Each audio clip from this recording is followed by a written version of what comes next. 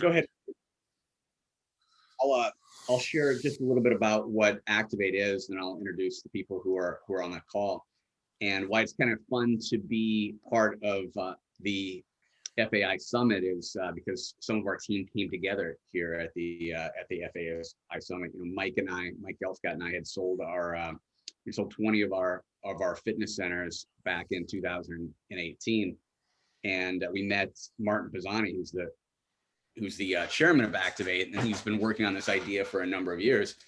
And he said, you know, we have a brain health scientist. We've got some wonderful marketing people. What we really need is a couple of guys that know how to operate fitness centers. So we had the opportunity to have lunch with Martin after a presentation that he did, or that we did at a previous FAI summit, and we started coming together to work on this plan for Activate. What Activate is, it's the nexus of fitness and brain health, really. You know, it's a brick and mortar studio.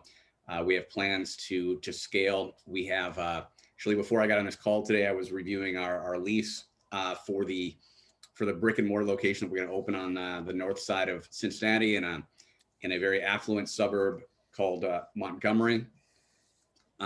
We hope to be open, you know, God willing. We've been through so many construction projects over the years with all the clubs that we built. We hope to be open by November 1st, maybe open a little bit before that. But just the people on the call today, John Spence, I've got a 20-year history of club operations. My business partner and personal trainer extraordinaire, Mr. Mike Gelfgott. Adam Ortman, who will be training all of our trainers, and he'll be assisting in operations of the club, and he'll be working on programming. And then our scientist, our chief science officer, name is Miss Marie Stoner, who's a clinical psychologist, is going to be working with us on the team, and she's been actually a part of it long before Mike and Adam and I were a part of Activate. And I'm sure we'll get some questions along the way, but I prepared some questions for you guys just to make sure we can get this thing rolling off to a good start. And I'm going to go ahead and tell you what your questions are, so you'll have a chance to marinate on them, and then I'll come back to you. So Adam, your question I'm going to start with is you've been running this program for Activate, which focuses on brain health and this nexus of fitness and brain health at the studio, at the club that we still operate up north of Dayton, Ohio. And I wanted you to tell us anecdotally and anonymously, you don't have to share any names, about the best success story that you've had working with somebody there. Marie, the question I had for you to get this thing kicked off today, of all the opportunities that you have to study the different aspects of the brain, why did you choose this particular discipline to study in terms of brain health? And then Mike, my question for you, and you can go ahead and kick it off, is how did you get to be so good looking? It's a good one. You know what? I have a very specific recipe. Every morning I get up around 4:30, 5 o'clock. I do my thanking and praising, and then I drink my cup of coffee, and then I go work out. And all of that really helps. And then around between like 9:30, 10 o'clock, my wife brings me a green juice. And that's really the formula. I could write this out, and anyone that follows it can be just as good as looking as I am. That's been really helpful. All right, Adam, go ahead, buddy. Yeah, there's a gentleman that we've been working with for, I'd probably say 6 months now. Prior to the programming that we've been doing, he struggled to do his day-to-day tasks and his day-to-day errands. So he would wake up, the husband and wife trained together at the facility, and the wife would say that, you know, the husband would wake up and not be ready to tackle the day. He had all these plans. He wanted to do some yard work, do some deck work, go out shopping, you know, maybe visit their kids with all the best intentions. And then by, 10 or 11 o'clock, he was done. He didn't want to do it. He was tired, felt overwhelmed. He wasn't ready to tackle the day. So after about 4 to 6 months, and the constant questions that I'll ask the wife a lot, how's he doing? How's the day going? There was one conversation I remember specifically where she told me that she's never seen her husband be so active, engaged, and on it. And I said, tell me more about that. And she specifically talked about how he got up, did all the chores, did all the errands, did all the shopping, visited the kids, and still wanted to hang out later in the evening. And she said that hasn't been like that for years. And that, just like the previous speaker was talking about, like, that's why we do what we do. That made everything click and well worth it. So that would probably be, John, the most impactful story that I've experienced so far. Very cool. Thanks, Adam. By the way, Mike, I do have a more serious question for you. We'll come back to you after Marie. I thought that was the most serious question of the day. The serious question I have for you is, if I were a brand new client at Activate Brain and Body when you open, what could I expect for an experience as a client of your studio in my first couple of weeks? How would that go? How would that unfold? So we'll come back to you after we get a chance to hear from Marie. So Marie, all the different aspects of brain health. Oh, no, that's the next question. Why did you choose this particular discipline in terms of brain research? It's a question friends and family are asking me too. Like, how is it that at almost 73 years old, I'm ending up as part owner of a fitness facility and working in the fitness industry? It's not something anyone would have predicted about me 20 years ago. I've always liked fitness, but unlike I think most people on the board here, my sense is that you guys need to exercise. I sort of like to exercise. I'm sort of in that category. So I've always joined a club, and often because they had a swimming pool I liked that was heated. So the reason is because of the research. I got interested in brain health about 10 years ago, coming out of my background in biofeedback, stress management. I've always liked gadgets and programming, and I started to want to understand how it is that people can self-regulate their brains. What degree of control do we have over how our brains age? And within a short period of time, I became a convert to physical activity as the most important. And in the talk Adam and I gave earlier, that this is a statement I made, that it's the most underappreciated and the most important thing anyone can do for their brains. So it's just what is true. And I feel pretty lucky with Martin's perseverance and meeting up with the three of you, that I'm getting to really see it happen in the real world. That's good news about the lease, John. So I'm not sure how active a pick it was to end up here. It's just where the evidence took me. Very cool. Very cool. I'm hoping that by the time we wrap up my first couple of rounds of questions for you guys, we will have some Q&A. So Marie Stoner is a psychologist, and she is a brain health researcher. So hopefully we can get some good questions for Marie. Mike, your question was, so let's say you guys open, God willing, end of October, beginning of November in Cincinnati, and I come in as a brand new client. I'm interested in maintaining my brain health long term, and I've heard that there are some studies about the connection between physical fitness and brain health. What can I expect as an experience those first couple of weeks? Yeah, I think that's a good question. I mean, I think a lot of people understand exercising good for the body, but not a whole lot of people understand this unbelievable functions or the exercise or the benefits exercise has on the brain. And so initially when people come in, we would sit down with them and figure out why are they interested in this? What is it they want to do? What have they done? And maybe how come it hasn't worked as well as they would like to long term? And ultimately we would take them on the experience of Activate, and we would do a few physical and show them, well, we'd do a few physical screens and show them some of the cognitive screens that we would do, and how we would track progress in terms of processing speed or in terms of dual tasking. or in terms of their ability to pay attention and their executive function. And then we would show them a couple of options for programming. And then once they choose which one they want to do, they would then be set up for a first full fitness / cognitive evaluation where we would do more movement screens, balance tests, dual tasking screens, and we would essentially appropriate for them how to begin. And once they, based on their movement screens, based on their medical history, based on how they do in all the other screens, and based, of course, on the client's goals, we would then figure out what would be the most appropriate track for them to follow in terms of to accomplish their specific goals.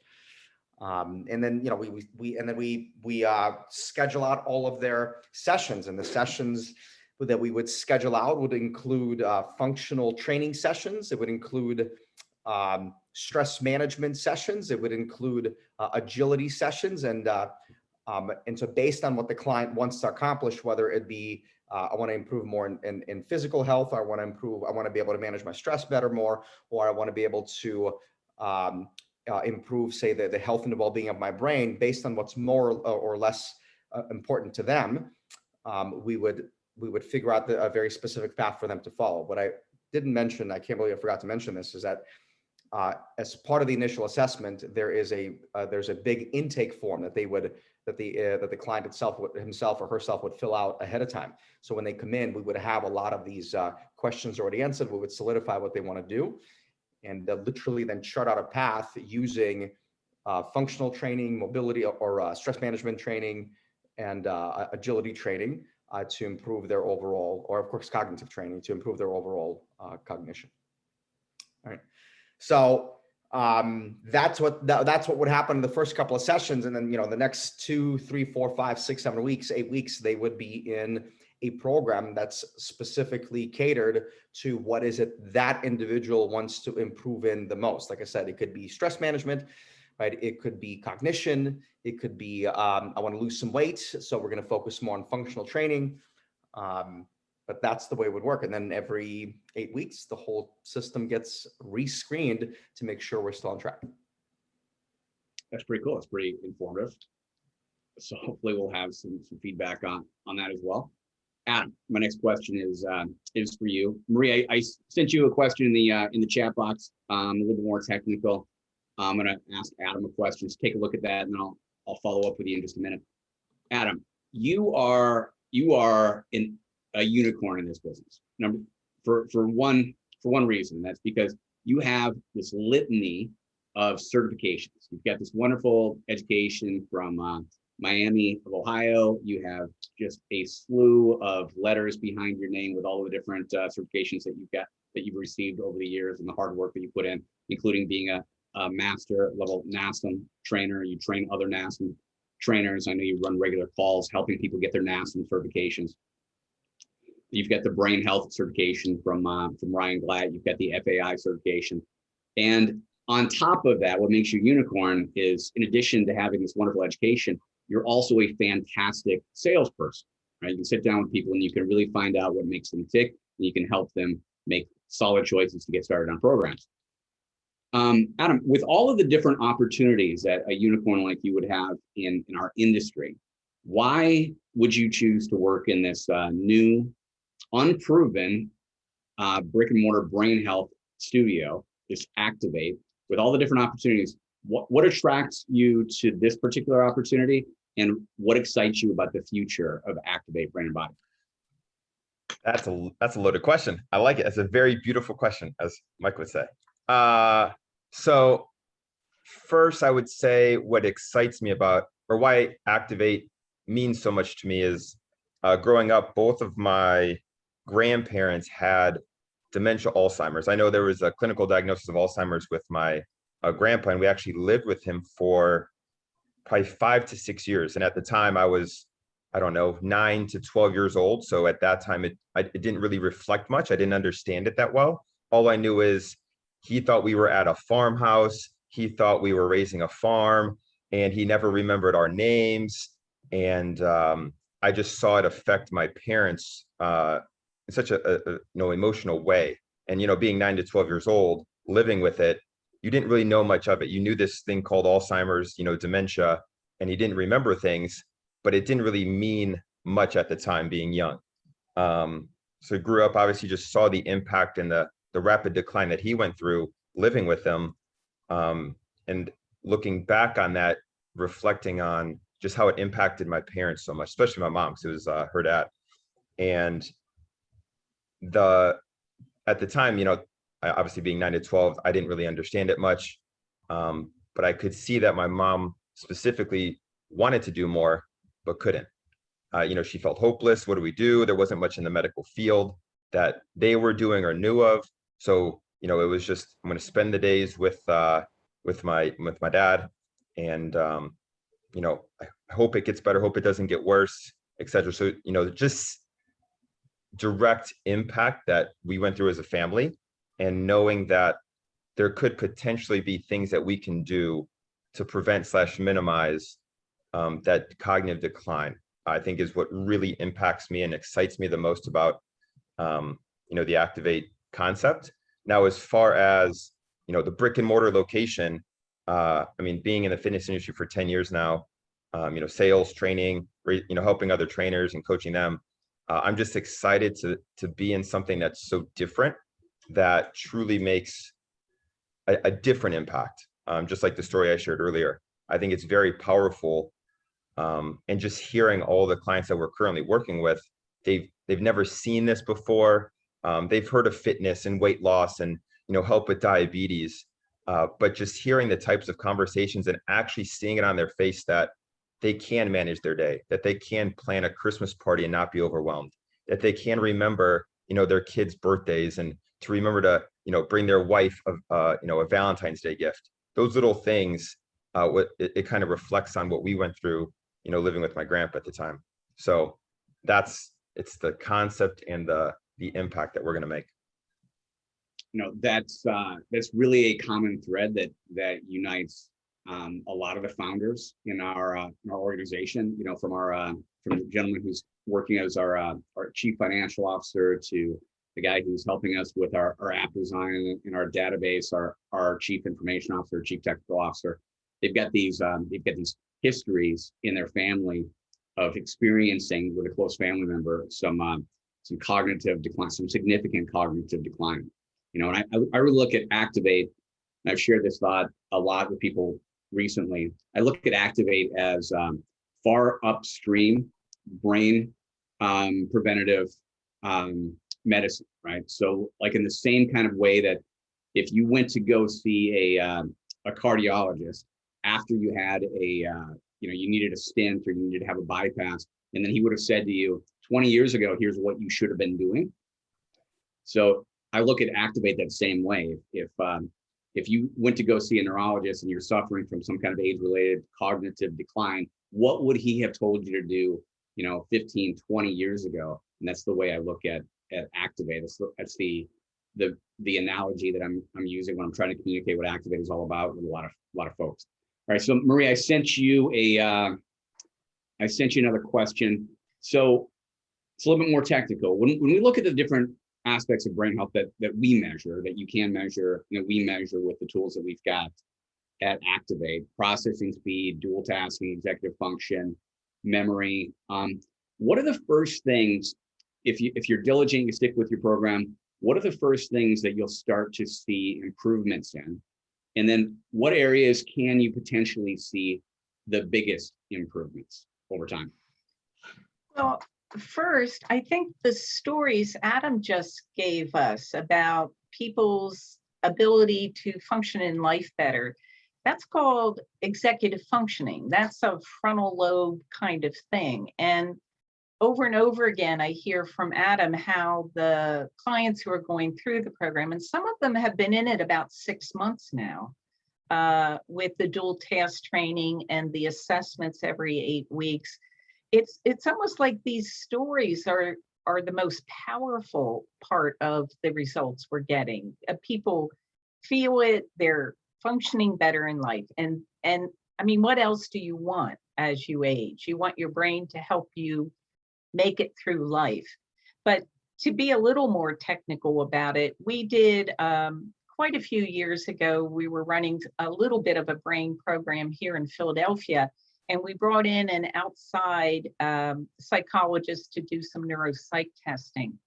The one that really popped this was just 8 weeks with, I think it was like 24 people over 8 weeks. The one that really popped is something called processing speed. And it's kind of different than reaction time. It's kind of your brain-based reaction time, like how quickly do those neurons communicate with each other. And it's sort of a background measure, but I recently, and if you're interested in learning more about processing speed, there's a YouTube video by Dr. Michael Mazurnik, who's the Chief Science Officer for Brain HQ. So you can just go, I'm not sure how to spell his name. I can look it up and put it in the chat. But this YouTube video is about how important processing speed is. He's done research on it, and it does decline naturally and normally through life. Your brain is slower, and anybody you talk to over the age of 40 would agree with you on that. And certainly the people 45 and above that we're targeting for Activate, they just know, I mean, you can get to it, but it takes longer. You know, you used to think that you could dual task in life, do two things at once. Well, you never could, but as your processing speed slows down, you really know you can't. So processing speed is kind of this background, like thinking of the CPU of your brain, it's the processing speed. And the thing that really popped over 8 weeks was a very significant change in processing speed. There were only a couple exceptions. The exceptions were the couple people who probably were already over the functional diagnostic level for cognitive impairment and just hadn't been diagnosed yet. So I would say executive functioning and processing speed are the two that are going to pop. And this is an important question, because if somebody's coming to you for their brain health, they want some measure of that brain health. And that's one of the things we're still figuring out. We use an assessment technique from a company called CogniView. What's tricky is that it's not really appropriate for coaches to be using clinical assessments. You don't want to be stuck with having given somebody a clinical assessment and then have to try and explain the score. So CogniView has a device that is FDA approved and kind of geared towards wellness, brain wellness. And we're still trying to figure out how we can give people even more data. And one of the things we get out of the CogniView is processing speed. So I think I've answered the question. In terms of memory, that's more of a slow responder, I think. The way I think about this is that, first of all, you have to train attention. If people aren't paying attention, they're not going to remember anything. And I actually like the idea that stress management helps people develop attention, whether it's through meditation, paced breathing. We have a group, an agility breathing group to try and come at this. So with memory, to me, the strategy is first you pay attention to what it is you want to remember. And then the memory kind of comes along after that. So processing speed and attention, I think, are early on to train, and you see other results down the road. So I think that's my answer, my final answer, John. I see we have a question about nutrition down here, and Yep. Mike, maybe. Yep, I'll address that. Yep, for sure. Christine, yep, good question. So, you know, Adam and I, we're big fans of precision nutrition and helping people adopt really solid habits to improve their overall nutritional plan. And so the plan and what we're going to do is help people do the things that they already know they ought to be doing and need to be doing through habit-based nutritional coaching. How do I put this? I guess our backbone to the rationale of the types of things we're going to ask people to be doing is all going to be based on the Mediterranean diet, which is the one that's been researched the most to help one improve their overall function of the brain. But ultimately, the idea is to help people do what they already know they need to be doing. They're just not doing it for many obvious reasons. Hope that answers your question. Mike, I just want to add to the Mediterranean diet, Yeah, sure. the research that took a look at this and got really good results in terms of delaying Alzheimer's disease in big studies, is they took a combination of the Mediterranean diet and put it together with the heart healthy diet, and they call it the MIND diet, M-I-N-D. If you Google that, you can get references to it. It sort of takes out of a Mediterranean diet a lot of the unhealthy things maybe people like to eat that are in the Mediterranean diet. So saturated fats, butter, cheeses, red meat are kind of on the do not list, and a lot of the whole grains and fish and good oils. A glass of wine a day is allowed on the MIND diet. So that's what research, there hasn't been a lot of work. I mean, you can always find all kinds of theories out there, but there hasn't been a lot of good research, I think, on what is the best diet beyond the MIND diet.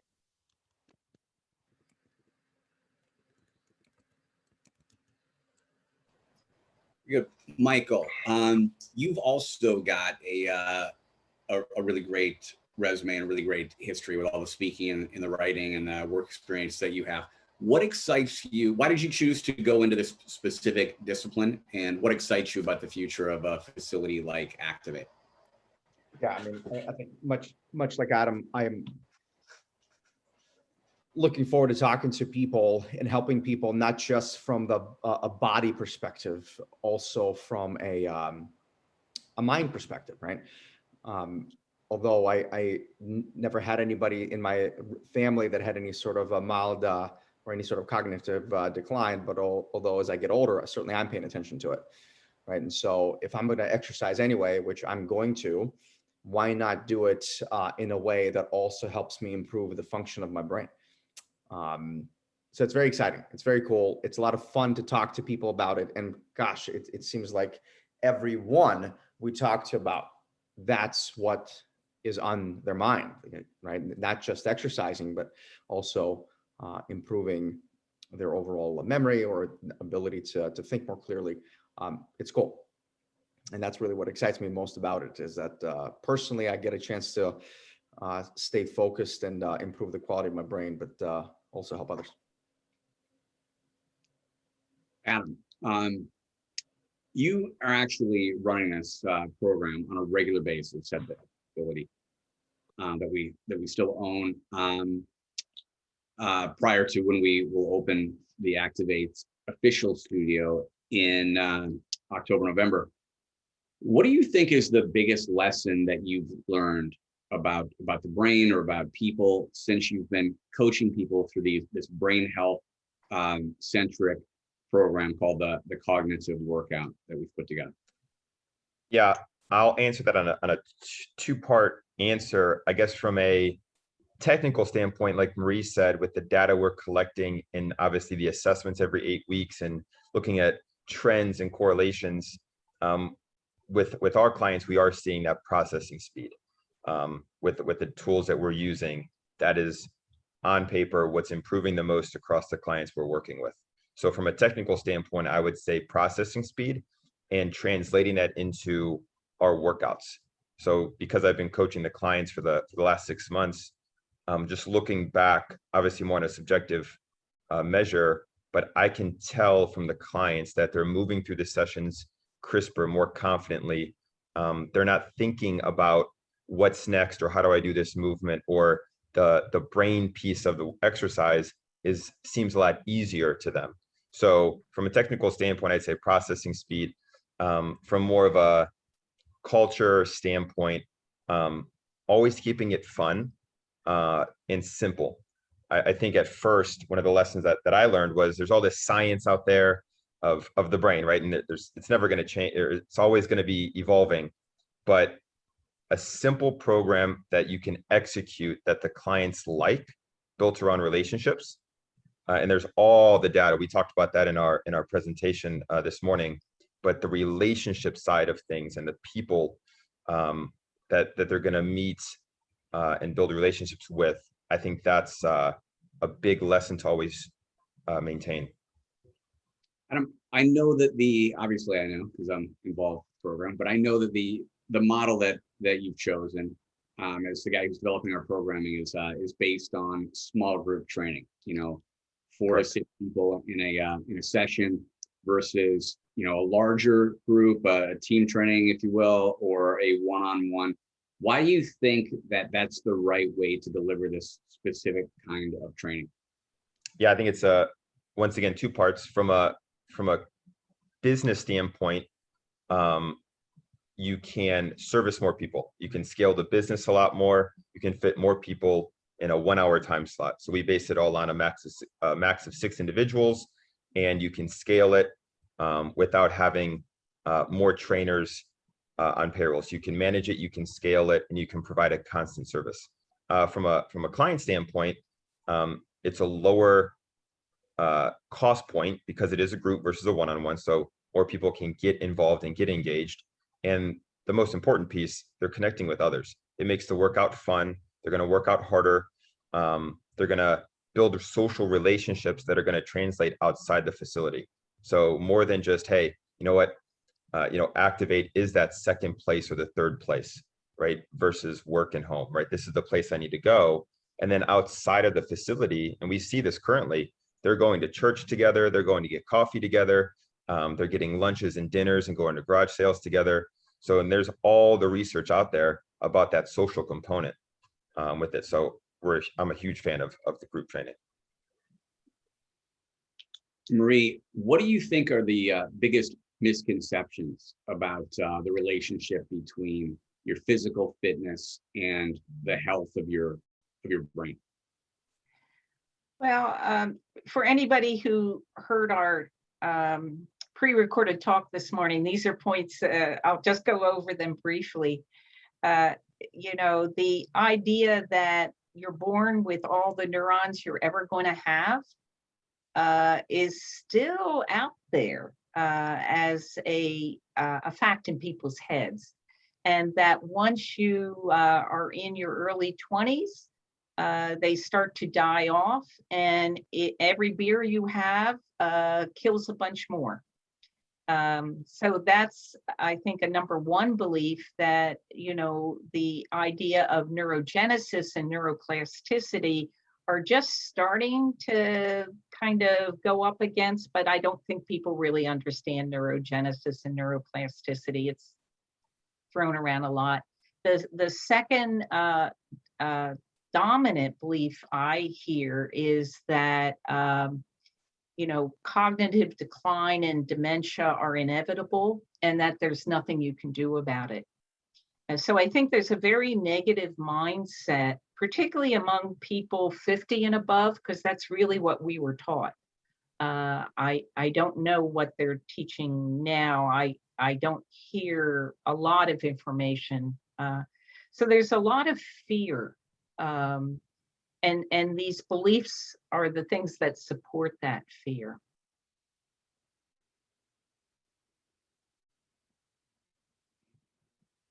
Adam, from the physical fitness standpoint, what do you think are some of the biggest misconceptions that people have? That physical fitness, running on a treadmill, walking outside, exercising with weights only has to do with weight loss, diabetes management, and heart disease, that it doesn't affect the brain whatsoever. And, I was one of them, as I went through school and with all those letters next to my name, like you said, John, like they didn't talk anything about brain health. It's always about weight loss, diabetes, heart disease, and, obviously connecting with Marie, getting the brain health certification, and being in this now for the period of time. It's just like Marie said, it's the number one backbone and principle to, brain health it's that physical fitness. So just that physical fitness has no correlation to brain health. That's not taught in a lot of certifications or academia that's out there. Well, specifically as it relates to like neurogenesis, right? Like, Yep. I mean, everybody understands that if they go for a walk, jog, they feel better, right? But no connection, it seems like, in traditional courses that talk about that you have actually the ability to build new brain cells, and you can create more neural pathways for your and become sharper, right? Or at least prolong how your cognitive decline, sort of say. I think one of the most interesting things about this whole thing is that the misconception is, well, can't I just go for a walk and do a crossword puzzle, right? And although I have a lot to say to that about that, but I'm curious, Marie, how would you respond to that? Like, how is that any different versus if I just do some cardiovascular activity, right, and then just do some crossword puzzles? How's that different than what we would be doing in our facility? Well, that's a start. I wouldn't tell somebody to not go for a walk or do a crossword puzzle, but is it really going to build enough? What we call cognitive reserve? Is it and the evidence is pretty clear that you can kind of curate these activities and make them more powerful in a dual task training that Adam's describing. Sort of a fun way, at least for me, it's fun. I think research is fun. But kind of a fun fact, fun thing that I discovered in taking a look at this stuff is once again, I can put the citation in the chat and will, but a anthropologist sort of went into the idea of why is it that physical fitness is the most potent contributor to brain health. It sort of doesn't make sense. You would think if you do a lot of crossword puzzles, that would be more powerful than doing aerobic exercise. But the truth is that aerobic exercise is the most potent thing you can do to keep your brain healthy. And so he spun out a theory that was it 2 million years ago, we as human beings came out of the forest and into the savannas and became hunter-gatherers. So we went from a very sedentary life, sort of like apes sitting around and reaching for our food, into an environment where we had to hunt, run, gather.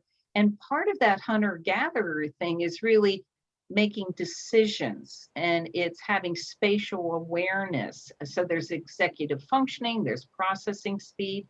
So his theory is that the link between physical activity and particularly aerobic activity at that special percent that we go for in our dual task training, that's actually replicates the hunter-gatherer forefathers that we have. And so expanded brain capacity got linked with aerobic activity. And that made a lot of sense to me, since you already know that, I sort of couldn't figure out why physical activity was the most important thing when I got into this. So that theory has really stuck with me, that we're sort of have evolved to become runners who think, runners who decide, and our brain adapted to that. So I forget where I started on that. Well, yeah, Did I answer the question? Yeah. Like I said, I sort of love that story. Yeah, I'm glad you brought that up. My question was, and certainly nobody should ever suggest somebody should never walk or do crossword puzzles. That's not what I'm saying. But Yeah. I think the misconception is, what if, can I just do some walking and just crossword puzzles and be good to go? And what I'm hearing you say is, although that's a wonderful start, it's just not going to get you to where you really want to be, and it's not going to be the most. I shouldn't say the most. Knows? You can do more, right, to really improve the well-being of your brain. Yeah, Mike. The tricky thing is, for some people, it might be enough. Sure. And for other people, they could go through our program for 20 years and it's not enough. I mean, the individual variability is always the fly in the ointment here. But the big studies, the one that look at big studies, say NIH says 150 minutes a week of at least moderate, that's that hunter-gatherer. Right. So in speaking to my clients, I would at least try to get them up to that 150 minutes of aerobic exercise. Adam in our talk talked about 5 pillars of brain health, things that have been researched to show that they do support cognitive reserve, support a healthy brain. So somebody starts with walking around the block, and some people that's a big start, walking around the block and doing crossword puzzles, and they like doing crossword puzzles, then you build on that. Yeah, I and think that's what it's just like coaching is. it's like a continuum. It's like a spectrum, right? It's like if somebody's eating McDonald's every single day, we're not going to get them to eat organic chicken, for example, right? We got to step them to it, and I think that's a good way to answer that question. Yeah. Well, listen, I think John has peppered us all with questions, which is great, John. Glad you came prepared. Oh, you got one more question. Okay. Yeah, I've got one more for you, and then that's the end of the questions that I had pre-prepared. So I'm hoping that some folks will jump in with some questions for us. And this question is really directed at you, Mike. Having attended so many conferences over the years, a lot of times with you, one of the things that we find is that the conferences are loaded with just a tremendous amount of technical instruction, technical knowledge, and a lot of programming knowledge. And where we found, you and I have found that they're weak in the past is on the actual sales part, right? And we know that it doesn't matter how good you are with your programming, doesn't matter how good you are with the technical aspects of executing a program. If you can't sell it, it doesn't matter. You're not going to get out to the people that really need the product or service that you've got. So you being the gentleman who is designing the sales program for Activate Brain and Body, what obstacles have you come across when you've designed this specific program for brain health, and when you're going to sit down in a sales interview? How is it different than what you've done in the past in just generalized fitness? Sure. I think the biggest difference would be in taking the time to educate people as it relates to their health. Like as Marie stated earlier, that most people still think that your brain is static, right? Or you're just born with a certain amount of brain cells, and every time you drink a beer, they die. Which, by the way, gosh, if that's it, I am forever done, Marie, because I like to drink a few beers. So I would say that's a big part. Like there's a very elaborate presentation that educates people on cognitive reserves and what and a few research but I guess a few research papers that are quoted, particularly the Nunn study, where we talk about the cognitive reserves and what we're going to be actually doing inside of our studio. So that's one. And I would say the second one is when we take people on the Activate experience, further educating them on some of the equipment that we would use to help them improve their overall brain health. So I guess if I were to say with one word, lots of education. I would say that the kind of a conversation we're having is like I'm a big fan of motivational interviewing. So it's a very elaborate and a collaborative sort of conversation style that really invites the individual to talk more about what is it they want to work on, what they want to improve in. So I would say that. Good question. Great. You had something else you wanted to add before I cut you off? No, I'm good. I think we need to open it up to the people and see what the people would have to say. Or yeah, what kind of questions. we've got about 4 or 5 minutes left before Dr. Dan Ritchie has to shut us down. So if any of you have, Adam, Marie, if you have any closing thoughts of knowledge you'd like to impart, we've got over 50 people still in the room. I wanted to follow up on Martin's chessboard and his point that that all of you are really positioned to help a lot of people. I've been pretty upset this week about the latest drug that have been released for Alzheimer's disease. I haven't read the research. I just have been following it on the news. And I saw before I got on this call that actually 3 consultants to the FDA have resigned over this. And I'm not going to go into, I mean, I think the drug is bad. It's going to cost $56,000 per person per year. It's an IV. People are going to have to get MRIs because one of the potential side effects is brain bleeds. But to me, it's a measure of how desperate people are. There hasn't been a Alzheimer's drug in 18 years. And with this, skimpy evidence of maybe 4 months improvement, slight improvement, they're going to throw this drug into the market.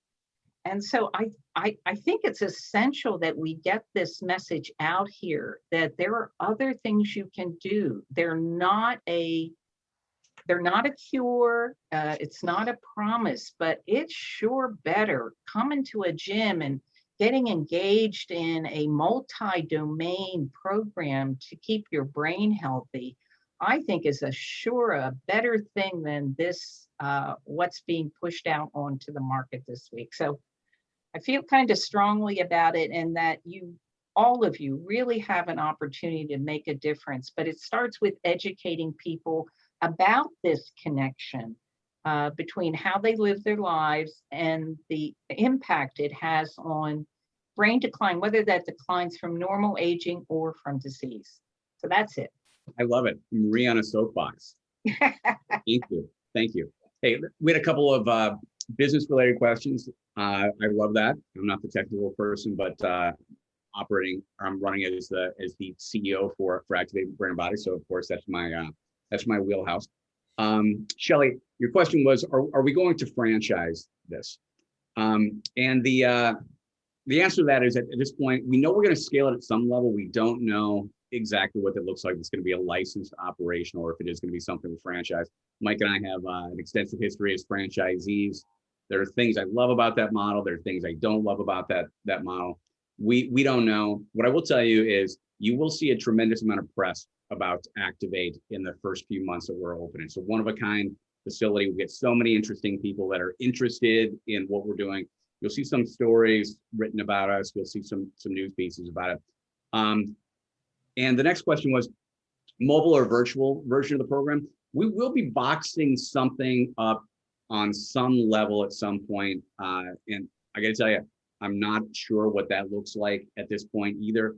My focus right now is just really on capturing more data. We're running a program with about 20 folks in it. We're basing a lot of the science for Activate, our first studio, based on what we've learned from those lessons. We're working with Miami University, Miami of Ohio, on a larger study. We're continuing to gather data. I need to prove out this business model. We've done it on a micro level. We need to do it at a unit level now, and then we'll make some decisions. So what I would tell you is stay tuned. If you're plugged into the FAI community, you'll see what's happening with Activate because of our relationship with Dan and Cody.